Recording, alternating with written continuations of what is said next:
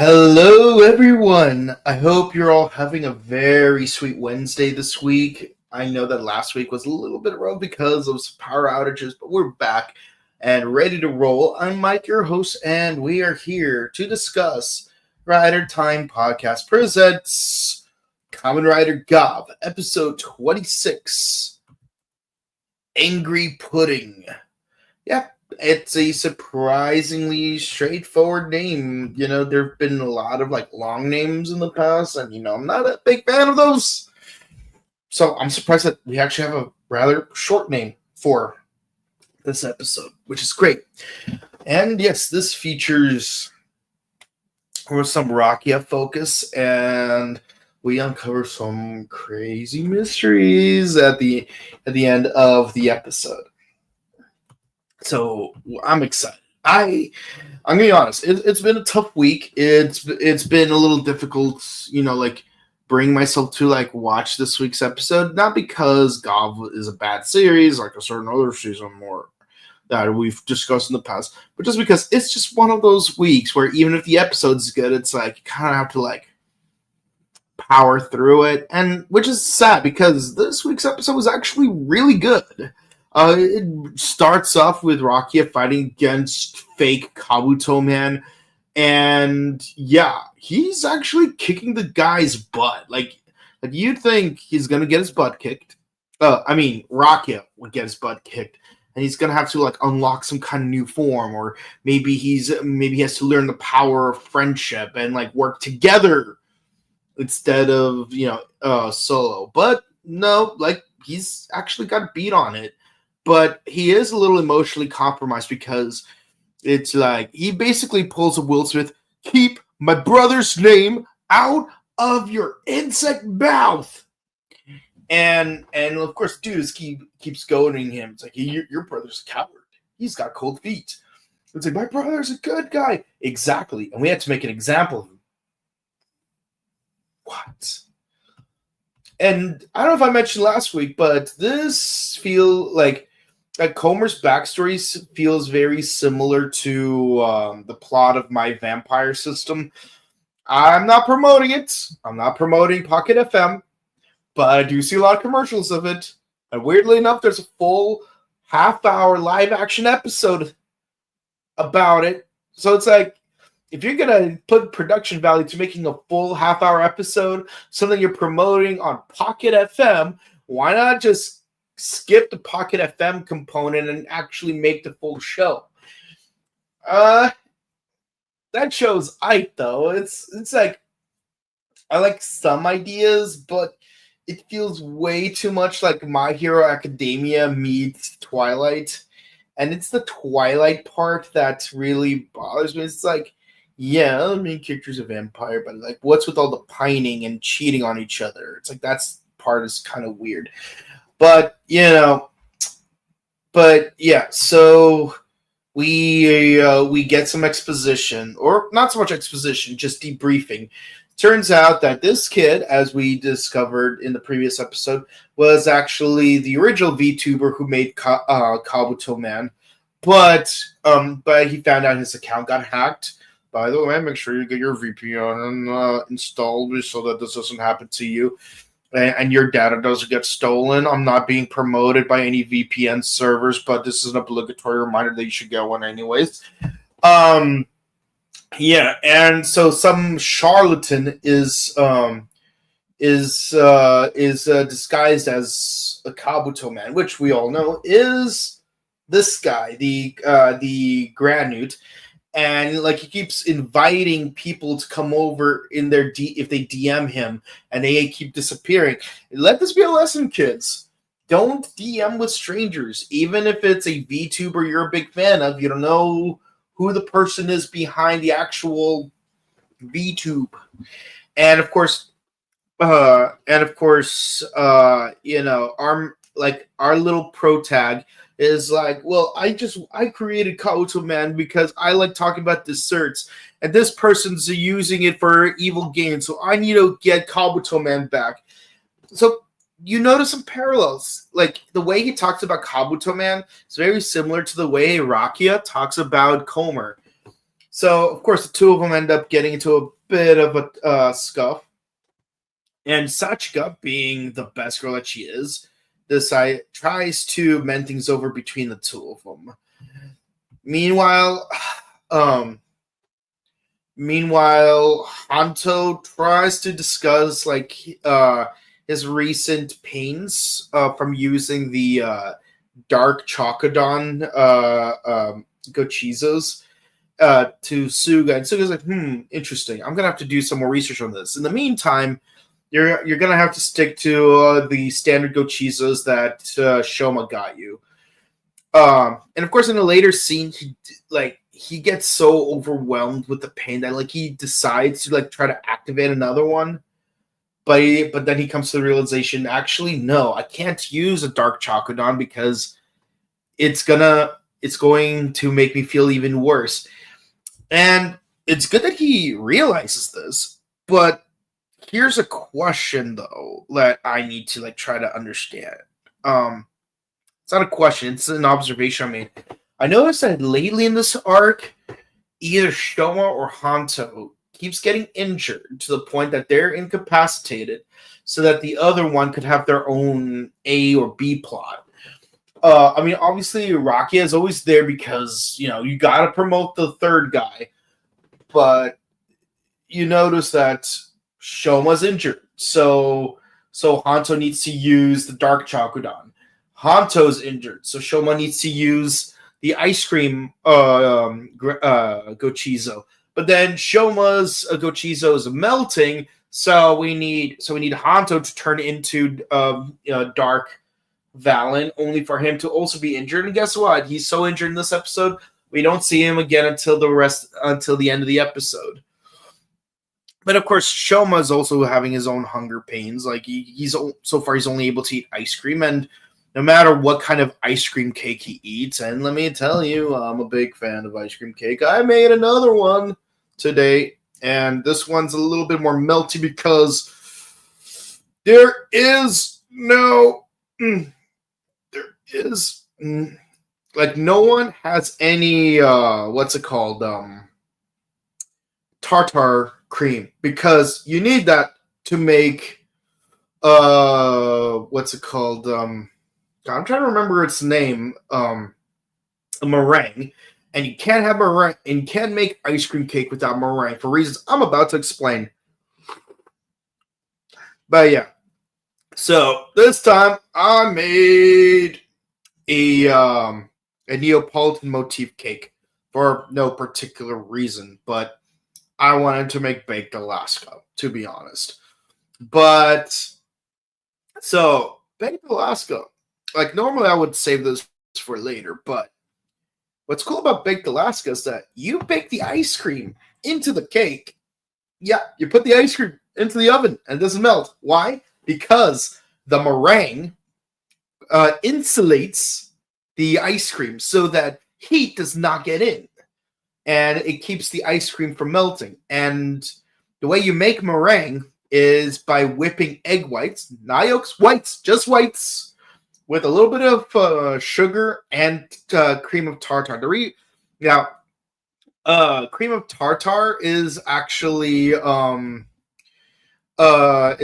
very interesting chemical. Its actual name is potassium bitartrate, or tartar for short. And what it does is that it keeps the proteins from the egg whites from binding, allowing it to be a very fluffy form. And basically the protein from the egg whites prevents heat from going through it, which is why when you have baked Alaska, the meringue gets toasty, it gets hot, but the ice cream stays cold. And you need to know this if you want ice cream and cake at the same time. Good stuff. But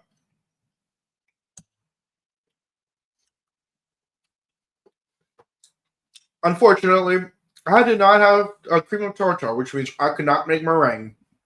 But what is cool is I still pulled through.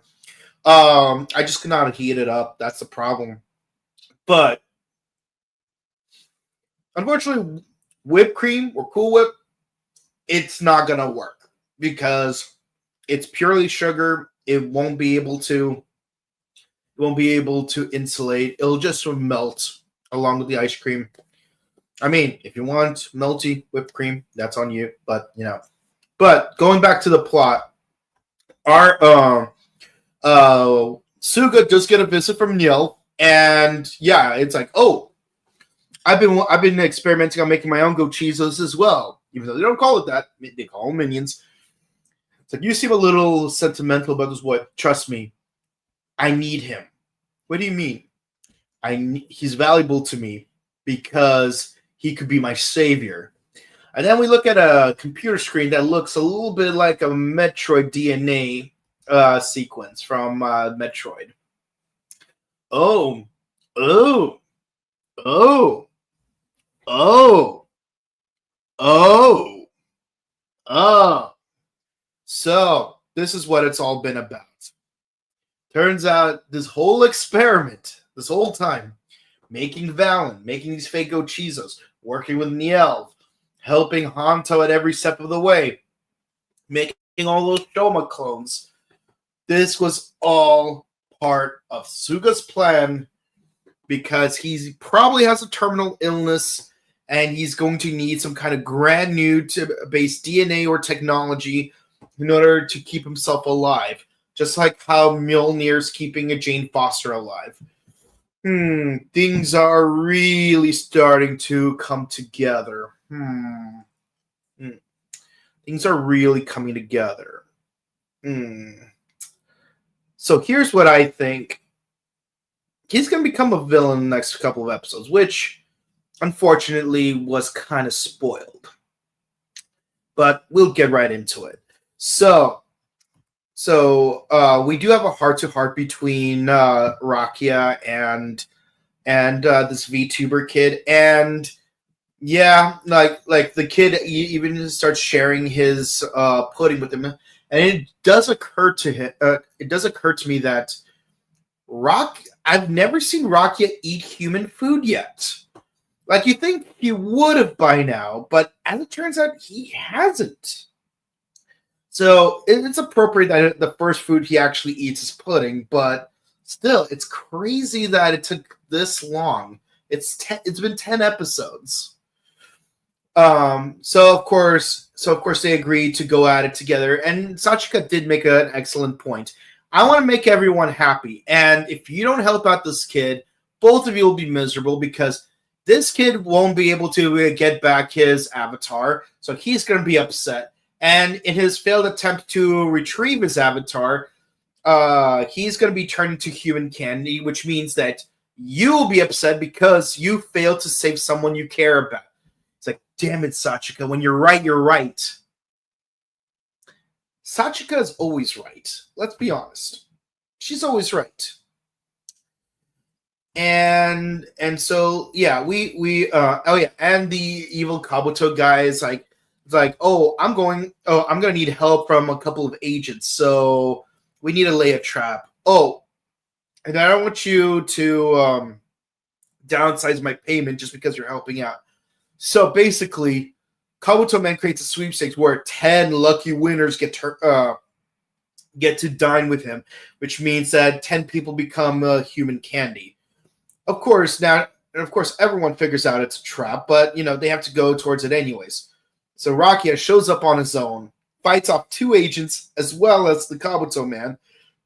And I love how he spends a couple of minutes being like full civilian because, when I see civilian fight scene, it's the coolest thing ever. So he transforms.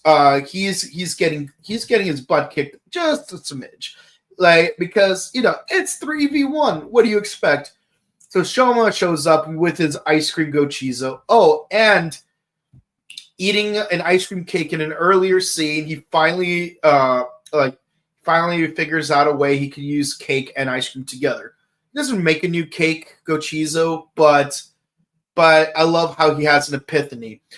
And of course, when he transforms into his sorbet form, like he's able to summon his K-King saber, which allows him to summon a couple of whipped cream soldiers with beautiful wafer sashes. So I'm like, oh, this is new. This is pretty cool. Because in the past, like they would have weapons. They would have weapons of his other Gochizos, but there wasn't that much of a change in terms of like the actual tunic that the K-King soldiers would wear. So it's cool that they actually got the wafer sashes instead of just plain white. So of course, Shoma and the whip soldiers are fighting off the two agents, while Kabuto Man is trying to goat Valen Vlam into being emotionally compromised again. It's like this is your last chance, Kabuto Man. Like quit being a member of the Stomach family. Like, I will stay with the Stomach family until the day I die. Then you will die with them. So he switches to his